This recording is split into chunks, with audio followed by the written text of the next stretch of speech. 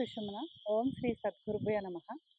Shri Shri భోగనాథ్ cider గారికి, శ్రీ శ్రీ మహావతార్ బాబాజీ గారికి, పూజ్యశ్రీ మాతా ఆత్మానందమయ్య అమ్మగారికి నా శతకోటి అనంతకోటి పాదాభివందనాలు తెలియజేసుకుంటున్నానండి. ఇన్నర్ మిరాకిల్స్ ఛానల్ ద్వారా ఈరోజు వారి అనుభవాలు పంచుకోవడానికి వినుకొండ నుంచి పద్మావతి గారు మనతో ఉన్నారండి. ఓం సుషుమ్న పద్మావతి గారు. ఓం సుష్మా మాదేవి. మీలో చాలామందికి తెలుసు కదండి, అతి స్వల్ప కాలంలోనే గురువులు నాకు ఎంతో అద్భుతమైన సేవా అవకాశాలని అందించడం జరిగింది. అలాగే సుషుమ్న క్రియా యోగ యాత్రని జయప్రదంగా ఎంతో శక్తి ఇచ్చి అతి సునాయాసంగా ఒక సాధారణమైన గృహిణినైన నన్ను నాతో ఎంతో అద్భుతమైన సేవల్ని చేయించడం జరిగింది. మొట్టమొదటి నుంచి కూడా నా ఈ సుషుమ్న క్రియా యోగ సర్వీస్ జర్నీని గురువులు ఎంతో ప్రణాళికాబద్ధంగా రూపొందించడం జరిగిందండి. అలాగే నా సాధన మొదలుపెట్టిన తొలి రోజుల్లోనే నేను వినుకొండలో ఉండేదాన్ని. అక్కడ మా వారి జాబు రీత్యా అక్కడ ఉండవలసి వచ్చిందండి. అక్కడ ఆ ప్రదేశంలో నాకు ఎవరూ పరిచయస్తులు లేరు. నేను సేవ చేయడానికి నాకు సపోర్ట్గా ఎవరు వస్తారు అని నేను రోజు గురువుల్ని వేడుకునేదాన్ని. అప్పుడు నాకు పద్మ గారిని తోడుగా చూపించారండి గురువులు. పద్మ గారు, మీరు ఈ సుషుమ్న క్రియా యోగ ధ్యానంలోకి ఎలా వచ్చారండి? మాతో పంచుకుంటారా? తప్పకుండా అండి.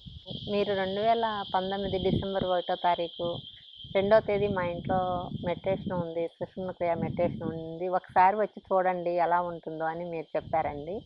నాకు అప్పటికైతే ఏ మెడిటేషన్స్ కానీ యోగా ఏమీ తెలియదండి.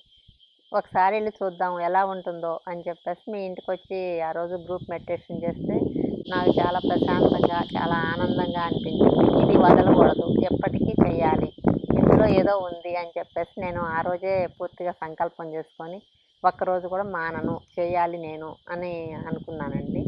అలా 49 రోజుల్లో మీ ఇంట్లో చేస్తూనే నేను మా ఇంట్లో చేసేదాన్నండి తెల్లవారుజామున. అప్పుడు ఆ టైంలో చేయకూడదు, ఒకేసారి చేయాలి, ఫస్ట్లో చేసేవాళ్ళు అని నాకు తెలియదండి. నేను మా ఇంట్లో చేసిన దానికన్నా మీ ఇంట్లో చేసినప్పుడు చాలా అనుభవాలు పొందేదాన్నండి. మీ ఇంట్లో చేసినప్పుడు చాలా ఎనర్జీస్ రావడం కానీ, దైవ దర్శనాలు అన్నీ నాకు తాడైలో ఫోకస్ పెట్టగానే వెంటనే నేను కనెక్ట్ అయిపోయేదాన్నండి. చాలా బాగుండేదండి. చాలా అద్భుతం అండి పద్మ గారు. ఆ రోజుల్లో మా ఇంట్లో 49 రోజులు గ్రూప్ మెడిటేషన్ గురువుల అనుగ్రహంతో జరిగిందండి. అప్పుడు ఎంతో పాజిటివ్ ఎనర్జీస్ మా ఇల్లంతా ఎప్పుడు ఉండేవండి. అలాగే గురువుల ప్రజెన్స్ని నేను ప్రతినిత్యం కూడా ఫీల్ అవుతూ ఉండేదాన్ని. ఇలా ఎవరైనా సరే 49 రోజులు గ్రూప్ మెడిటేషన్స్ని పెట్టుకునే అవకాశం ఉన్నప్పుడు అవకాశం అందుకున్న వారు ప్రతి ఒక్కరూ కూడా భాగ్యవంతులేనండి. తర్వాత ఈ సేవలో మీరు ఈ ధ్యానంలోకి వచ్చిన కొద్ది నాళ్ళల్లో మీ హెల్త్ ఇష్యూ క్లియర్ అయిందని చెప్పారు కదండి. అవునండి, అది మాతో పంచుకుంటారండి.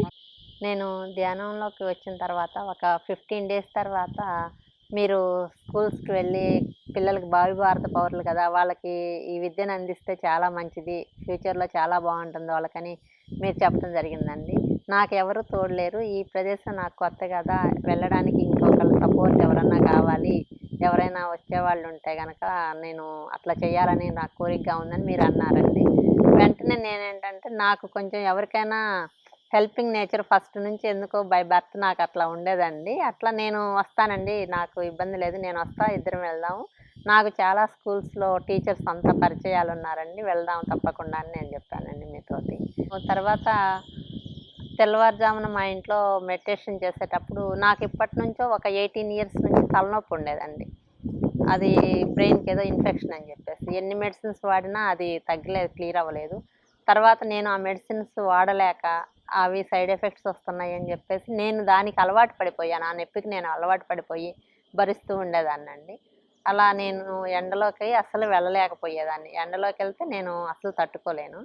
ఆ టైంలో నేను మెడిటేషన్ క్లాసెస్కి వెళ్తానని చెప్పేసి వెళ్ళాలి రేపటి నుంచి అని చెప్పేసి నేను మా ఇంట్లో మా వారితో చెప్తే, అయ్యో నువ్వు ఎండకి తట్టుకోలేవు కదా, అంతంత దూరం ప్రయాణం చేయడం నీకు ఇప్పుడు అవసరమా, ఎందుకు వెళ్ళడం, వద్దులే అని చెప్పేస్తానంటే, కాదు నేను తనకు మాట ఇచ్చాను వస్తానని, ఏమో ఇందులో ఏదో ఉంది, చేస్తే మంచిది కదా, నాకు చేతైనంత వరకు నేను పగలంతా ఖాళీగా ఉంటా. అందులో అది చేసొస్తే ఇంకా బావుంటదేమో చూస్తానని జెప్పేసి ఎళ్తానంటే, సరే నీ ఇష్టం నీకంత ఇంట్రెస్ట్ ఉన్నప్పుడు నాకు అభ్యంతరం లేదన్నారు తను. అలా నేను వెళ్తానని చెప్పేసి అన్నానండి. ఆ రోజు ఉదయాన్నే వెళ్ళాలని చెప్పేసి నేను నైటే ప్రిపేర్ అయ్యున్నాను. నేను ఉదయాన్నే ఎర్లీ మార్నింగ్ మెడిటేషన్ చేసేటప్పుడు నాకు బాగా విపరీతంగా తలపోటొచ్చిందండి. అయ్యో! ఇంత తలపోటొచ్చింది. తనకి ఉమాదేవి గారికి మాటిచ్చాను వస్తానని, స్కూల్స్‌కొస్తానని. ఇట్లా ఉంటే నేనెళ్ళడం కష్టం గదా! గురువులు మరి ఎలా అనుగ్రహిస్తారో, నాకు ఈ సమస్యని ఎలా పరిష్కరిస్తారో నాకు తెలీదు. నేను వెళ్ళడం అయితే వెళ్ళాలి. ఎలా చేస్తారో తెలీదు గురువులు అని నేను భావన చేసుకొని ధ్యానం చేశానండి. వెంటనే నా తలలో కరెంట్ షాక్ ఇచ్చినట్టు మొత్తం తెల్లగా మెరుపులు కనిపించాయండి. ఏంటా ఇట్లా వస్తున్నాయని చెప్పేసి నేను అనుకునే లోపల నా తల ఓపెన్ చేసి ఇద్దరు డాక్టర్స్, ఒక సిస్టర్ వచ్చారండి. వాళ్ళు అది చూస్తూ ఏదో మొత్తానికి ప్రతి ఒక్క నాడులలో అన్నిటిలో ఏదో కరెంట్ పాస్ చేసినట్టు చేసి తర్వాత సర్జరీ చేశారండి. ఆ సర్జరీ పూర్తయిన తర్వాత వాళ్ళు ఓకే, సక్సెస్ అని చెప్పినప్పుడు ఒక 2 డ్రాప్స్ చిక్కటి తేనె లాంటి ద్రవం పట్టడం చూశానండి నేను. ఆ తర్వాత నేను అంతే కొంచెం అలసటగా ఉన్నట్లు నీరసంగా అంతే పడుకుని పోయానండి. అక్కడే ధ్యానం చేసిన దగ్గరే పడుకున్నాను. కాసేపటికి మెలకువ వచ్చింది. అయ్యో! నేను స్కూల్స్‌కి వెళ్ళాలనుకుంటే ఇదేంటి నేను నిద్రపోతున్నా ఇంకా అని చెప్పేసి నేను లేసి ఇంకా ఏ అనారోగ్యం గాని, అలసట, ఇబ్బంది ఏమీ లేకుండా నేను పనులన్నీ పూర్తి చేసుకొని 9కి ఆ రోజు స్కూల్స్‌కి బయలుదేరామండి మనమిద్దరం. అవునండి. ఆ రోజు అసలు నిజంగా మిరాకిల్ అండి. ఎందుకంటే గురువులు దయ చూసారండి. మీరు సేవ ఎప్పుడైతే చేస్తాననే దృఢ సంకల్పంతో ఒక హెల్ప్‌కి రావడానికి మీరు ప్రయత్నించినప్పుడు మీ హెల్త్ ఇష్యూని ఎంత అద్భుతంగా క్లియర్ చేశారండి. అసలు ఆ రోజు టూ వీలర్‌లో నేను కూడా అంత సమయం ఎప్పుడు కూడా చేయలేదండి. డ్రైవ్ చేయలేదు. 9కి మనం ఎగ్జాక్ట్ టిఫిన్ తిని బయలుదేరాము. అలాగే మీకు తెలిసిన స్కూల్స్‌కి ఒక 30 కిలోమీటర్స్ వెళ్ళి అక్కడ ఆహ్, పిల్లలకి చెప్పి అక్కడి నుంచి వాళ్ళు కనెక్టివిటీ ఒక టీచర్‌ని మళ్ళీ మనం వాళ్ళతో ఫోన్ చేయించి అక్కడ మళ్ళీ క్లాస్‌కి పిల్లల్నందరినీ రెడీ చేసి కూర్చోబెట్టమని అలా ఇంత సమయం కూడా వేస్ట్ చేయకుండా గ్యాప్ లేకుండా మొత్తం 6 స్కూల్స్ తిరిగామండి. ఏడో స్కూల్‌కి మనం వెళ్ళబోతుంటే ఆ సమయంలో 4:00 అయిపోయి స్కూల్స్ క్లోజ్ అయిపోయే టైం అండి. కాబట్టి అదొక్కటి మనం చేయలేకపోయాం. దానికి మనం ఎంతో డిసప్పాయింట్ అయ్యాం ఆ రోజు.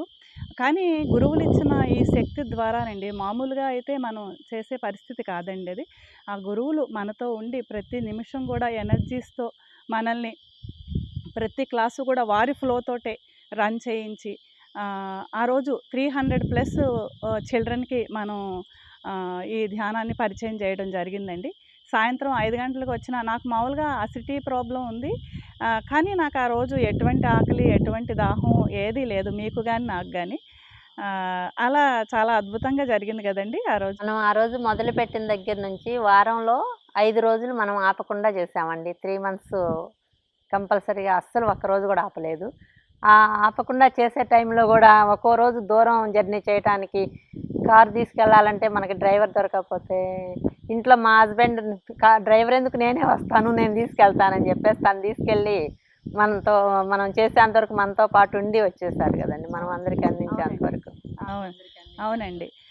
అలాగే మనం ఆ స్కూల్స్ తిరిగే నేపథ్యంలోనే మనకి ఒక టీచర్ ట్రైనింగ్స్ అవుతున్నాయి అని చెప్పి ఒక టీచర్ గారు చెప్పారండి. అప్పుడు మనం ఎంఈఓ గారి పర్మిషన్ తీసుకొని దగ్గర దగ్గర ఒక 270 టీచర్స్‌కి మనం ఈ సుషుమ్నా క్రియ యోగా ధ్యాన పరిచయం జరిగిందండి.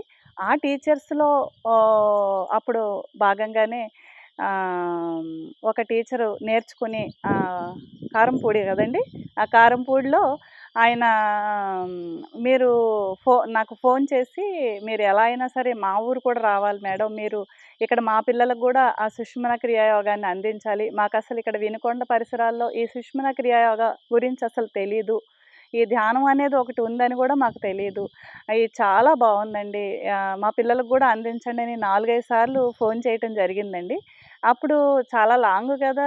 మనం లేడీసు అంత దూరం దగ్గర దగ్గర 70, 80 కిలోమీటర్స్ ఉంటుందండి. ఎలా ఎళ్ళాలి? మేము రాలేమండి అంటే, లేదండి అని మళ్ళీ మళ్ళీ ఆయన ఫోన్స్ చేస్తే అప్పుడు మా హస్బెండ్ ఉండి సరే నేను తీసుకెళ్తాను అని చెప్పి ఆ రోజు ఆయన లీవ్ పెట్టుకొని మనల్ని తీసుకెళ్లారు కదండీ! ఆ రోజు కూడా 4 స్కూల్స్ చేసామండి. ఆ రోజు 2000 మంది పైనే ఆ! స్టూడెంట్స్‌కి అందించామండి ఆ రోజు. అవునండి. అవునండి.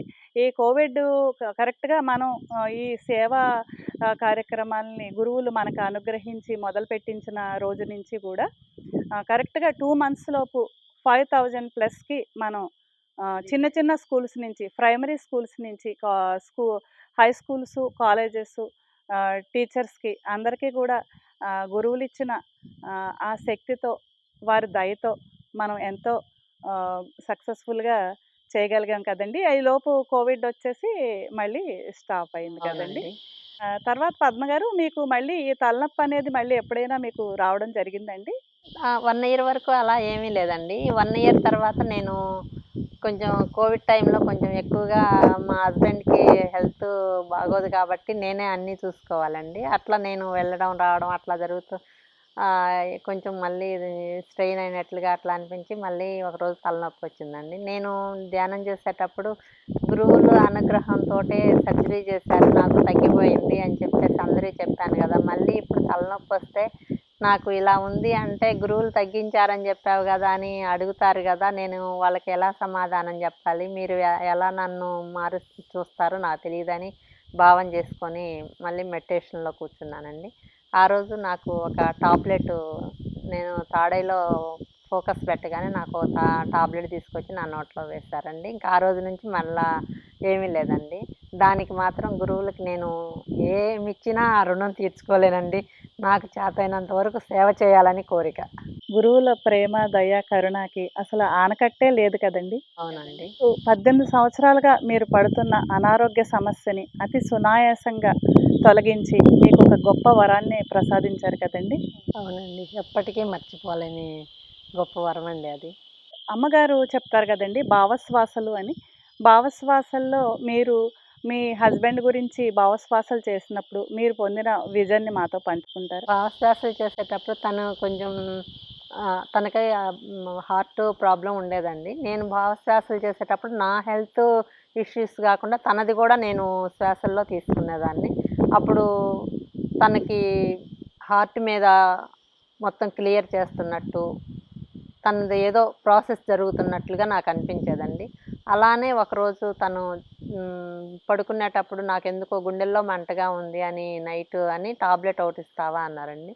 నేను ఏం అవ్వదులే అని జెప్పేసి సార్బోట్రేట్ టాబ్లెట్ ఒకటిచ్చి నాలుక కింద పెట్టుకొని పడుకోండి అని జెప్పేసి ఒక అర్ధగంట వరకు ఎలా ఉంది, ఎలా ఉంది అని అట్లా అడుగుతూ ఉన్నానండి. పర్లేదులే అంటున్నారు. అది నన్ను మాట్లాడించవద్దు. నీ కోసం నేను ధ్యానం జేస్తున్నాను. నేను నీ నేనే నిన్ను మాట్లాడిస్తాను. అప్పటి వరకు నువ్వు నన్ను మాట్లాడించొద్దు అని చెప్పేసి నేను ధ్యానం చేశానండి నైట్ 11 అప్పుడు. అప్పుడు నేను తాడైలో ఫోకస్ పెట్టగానే ఒక అదృశ్య హస్తం వచ్చి ఆయన గుండెల మీద నిమురుతూ ఉన్నట్లుగా చూడగలిగానండి. తర్వాత నేను మెడిటేషన్‌లో నుంచి బయటకొచ్చిన తర్వాత ఎలా ఉంది అంటే, "ఏముంది నాకేమైంది? ఏం లేదు బానే ఉంది గదా!" అని అన్నారండి. చాలా అద్భుతమండి. అలాగే పద్మగారు మీది ఇంకొక కీళ్ళ నొప్పులు హెల్త్ ఇష్యూ అని చెప్పారు కదండీ అప్పట్లో నాకు. అది కూడా ఎలా క్యూర్ అయిందో ఇందులో. ఇంకా మీకు ఏ ఏ ఈ న ఆ 49 రోజుల్లో ఎటువంటి అనుభవాలున్నాయో మాతో పంచుకుంటారా? తప్పకుండా అండి. నేను మెడిటేషన్‌లో జాయిన్ అయ్యేటప్పటికి నాకు ఒక 8 ఇయర్స్ నుంచి నాకు కీళ్ళ నొప్పులుండేయండి. డాక్టర్స్ ఏమన్నారంటే లైఫ్ లాంగ్ మెడిసిన్ వాడాలి. ఇది తగ్గదు. ఇది ఎప్పటికీ శరీరంలో ఉండిపోయిద్ది. Life long వాడాలన్నారండి. నేను లైఫ్ లాంగ్ వాడటం కష్టం గదా! రోజు వాటిని భరించాలంటే ఇబ్బంది అని అనుకుంటూ అప్పుడప్పుడు యేసుకునేదాన్నండి. కానీ నాకు చాలా ఇబ్బందిగా ఉండి ఉదయాన్నే లేవాలన్నా గానీ కష్టంగా ఉండేది. ఒక చిన్న గిన్నె పట్టుకోవాలన్నా ఉదయం పూట ఒక గిన్నె పట్టుకోవాలన్నా నేను పట్టుకోలేకపోయేదాన్నండి. అట్లా నేను ఇందులోకొచ్చిన తర్వాత నేను ఇప్పటి వరకు ఒక టాబ్లెట్ గూడా మింగలేదంటే అందరికీ ఆశ్చర్యం అండి. నాకు ప్రతి సంవత్సరం ఒక్కసారైనా జలుబు చేసేదండి. ఎట్లా నాకు సైనస్ ఉండేది. ఓ 15 డేస్ బాగా ఇబ్బంది పడేదాన్ని. కానీ ఈ 3 ఇయర్స్ నుంచి నాకు ఒకసారి జలుబు జేయడం గానీ ఏమీ లేదండి. అది గురువులు నాకు ఇచ్చిన పూర్తిగా ఆరోగ్యం మాత్రం నాకు సంపూర్ణంగా ఇచ్చారని నమ్ముతానండి. అద్భుతం కదండీ! గురువులు సేవ చేసేవారికే కాకుండా, వారికి సహాయంగా వెళ్ళేవారి పైన కూడా వారి ప్రేమ, కరుణ, దయ ఎలా కురిపిస్తారో పద్మగారి మాటల ద్వారా మనం తెలుసుకున్నాం కదండీ!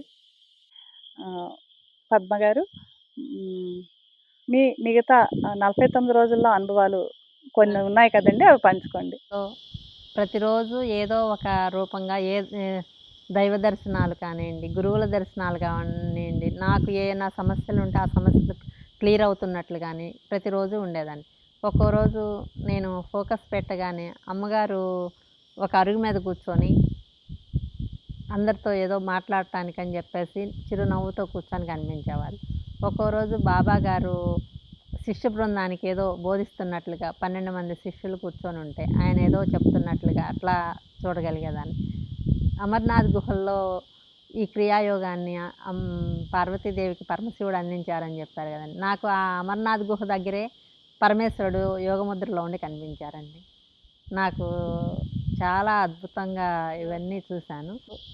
మేమైతే ఏమీ పూజలు అలాంటివి తెలియదండి మాకు. ఆ రథసప్తమి రోజు సూర్యభగవానుడు 7 గుర్రాలతోటి రథం మీద కూర్చొని సంపూర్ణ దర్శనం ఇచ్చి, నాకు చాలు ఈ జన్మకి ఇది చాలు ఇంతవరకు చూడగలిగాను అనేటట్లు చేశారండి. తర్వాత మళ్ళీ మనకి డిటాక్స్ ఇచ్చేవాళ్ళు కదండీ! ఫస్ట్ టైం నేను డిటాక్స్ తీసుకున్న రోజండి అది. ఆ రోజు ఓంకారాసు సూర్యుడికి ఎదురుగా 21 సార్లు ఓంకారాస్ అని చెప్పారు. ఆ ఓంకారాస్ చేయడానికని చెప్పేసి నేను కళ్ళు మూసుకొని ఓంకారాస్ మొదలుపెట్టగానే సూర్యభగవానుడి కన్నా ముందు అమ్మగారు అక్కడ ఆ ప్లేస్‌లో అమ్మగారు కూర్చొని నాకు కనిపించారండి. ఆరెంజ్ కలర్ శారీ తోటి అమ్మగారిని నేను దర్శనం చేసుకోగలిగానండి. చిరునవ్వుతో కూర్చొని ఉన్నారక్కడ. చాలా అద్భుతం అండి. ఇంకో రోజు అమ్మగారికి మీరు భోజనం పెట్టానన్నారు కదండీ! అవునండి. అది కూడా మాతో పంచుకోండి. నాతో సెప్టెంబర్‌లో మీరు బెంగుళూరు వెళ్ళినప్పుడు అమ్మగారు నాతో ఒకసారి మాట్లాడారు కదండీ! అంటే మీరు ఆ కాల్స్ అందరికీ వచ్చే కాల్స్ క్రమంలో అందరికీ బ్రహ్మ ముహూర్తంలో మెడిటేషన్ చేసే వాళ్ళకి కాల్స్ వస్తున్నాయి కదా! అట్లా ఆ టైంలో నాకు సెప్టెంబర్‌లో నాతో అమ్మగారు మాట్లాడారు. తర్వాత 1 మంత్ తర్వాత అండి నేను ఫస్ట్ టైము ధ్యానం చేయడానికి వచ్చినప్పుడే ఆ ఫోటోలో అమ్మగారిని చూసి నేనెప్పుడో చూసినలాగా ఉన్నారు అమ్మగారు. నాకు ఏదో బంధం ఉందా అని చెప్పేసి అనుకునేదాన్నండి.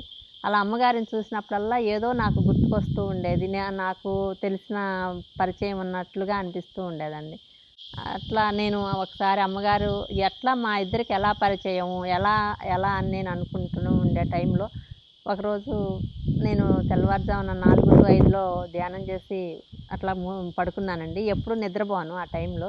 కానీ ఎందుకో కళ్ళు మూతలు పడిపోయినాయి. వెంటనే అమ్మగారు వచ్చి మా ఇంట్లోకి ఎలా వచ్చారో తలుపేసి ఉంటుంది కదా! వచ్చారు లోపలికొచ్చి హాల్‌లో పీటేసుకొని కూర్చోంగానే నాకు అర్థం కాలేదు. అసలు ఏంటి ఇక్కడికి రావటం ఏంటి అని నాకు అసలు నోట్లో మాట కూడా రాలేదండి. అంత ఆశ్చర్యంగా అనిపించింది. వెంటనే నాకు భోజనం వడ్డించమ్మా అని అడిగారు. అమ్మ నేను వంట చేస్తానమ్మా అంటే వద్దమ్మా ఏదుంటే అదే పెట్టేసేయండి అని అంటే నేను అన్నము, పప్పు, రసము, చట్నీ ఉన్నాయమ్మా అంటే అదే చాలమ్మా అది పెట్టేసేయమన్నారు.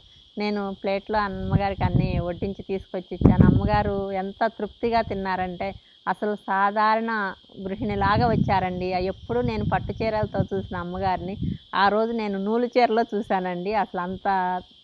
అంతగా ఉన్నారు అసలు అమ్మగారు. అంత కరుణతో నా దగ్గరికి అసలు అలా ఎట్లా వచ్చారా అని నాకు ఇప్పటికీ ఆశ్చర్యం అండి. నేను తర్వాత ఆ అమ్మగారు భోజనం చేసిన తర్వాత కంచం నేను తీసుకునేటప్పుడు చేయి కడుక్కుంటా, అమ్మ నువ్వు ఒక మెరూను స్నఫ్ మిక్సింగ్ ఉండే శారీ ఒకటి తీసుకో అని చెప్పారండి. నేను వెంటనే ఆ రోజు శుక్రవారం నేను ఆ రోజే వెళ్ళి తెచ్చుకున్నాను. నేను బయలుదేరుతాను అంటే వద్దమ్మా ఇంకాసేపు ఉండండి అమ్మా అని అడిగితే తర్వాత కలుద్దాము చాలా పనులున్నాయమ్మా వెళ్ళాలి అని అమ్మగారు అనటం జరిగిందండి.